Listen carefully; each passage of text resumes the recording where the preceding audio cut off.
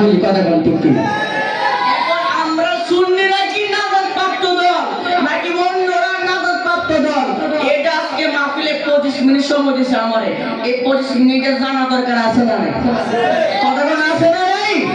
সুন্নি বলে দাবি করেন, এখন আপনি যে সুন্নি করেন, আমি যে সুন্নি করি, এটা কি মদিনাওয়ালার দেখাইলে সুন্নি নাকি এটা আমরা বানাইলে সুন্নি?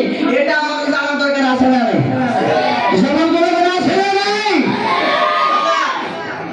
কারণ আমি শুধু আমার পড়াশোনা শুধু মনে জাল বেশি একটু কড়া করে কথা কিছু মনে নিবেন না বাবা। আল্লাহ নবী বলছেন আমার উম্মতের মধ্যে 73 দল হইব। কয় দল? আস্তে কইলেন কয় দল? কয় আমার উম্মতের মধ্যে দল হবে 73টা। 72 দল যাবে জাহান্নামে, একটা দল ব্যতীত। নবী হাদিসের মধ্যে বলছেন ওয়া ইন্না বানি ইসরাঈলা তাফারাকাত আলা সিনতাইনি ওয়া সাবিনা মিল্লাতান ওয়া তাফতারিকু উম্মতি। আমার উম্মতের দল হবে 73টা। বনি ইসরাইলের মধ্যে দল ছিল 72টা। কয়টা?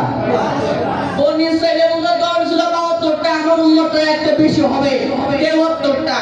কারণ সবকিছু তো আমাদের বেশি কেমন দল নাকি কম কম পাবো, এর লাগে দল হচ্ছে 73টা। কয়টা? দল হবে 73টা। 72 দল যাবে জাহান্নামে, একটা দল ব্যতীত।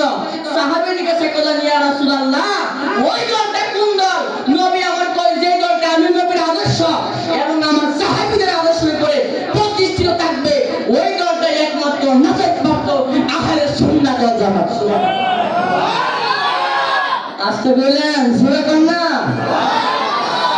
তাহলে বাবা প্রমাণ আসেনি, প্রমাণ আসেনি, বিশ্বাস আসেনি আমরা সুন্নিরা যে একমাত্র নাজাতপ্রাপ্ত দল।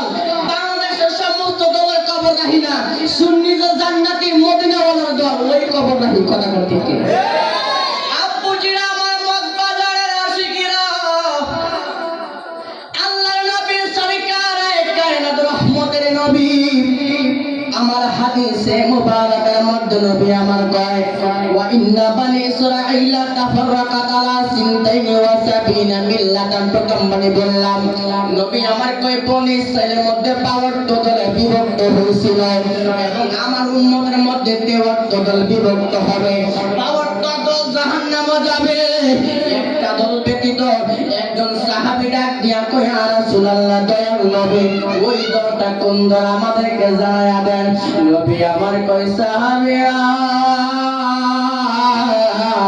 এই দলটা আমি নবীর আদর্শ এবং আমার সাহাবীদের আদর্শের উপরে প্রতিষ্ঠিত থাকবো, ওই দলটা একমাত্র নাজাত প্রাপ্ত জান্নাতি দল। কন্যা মারহাবা।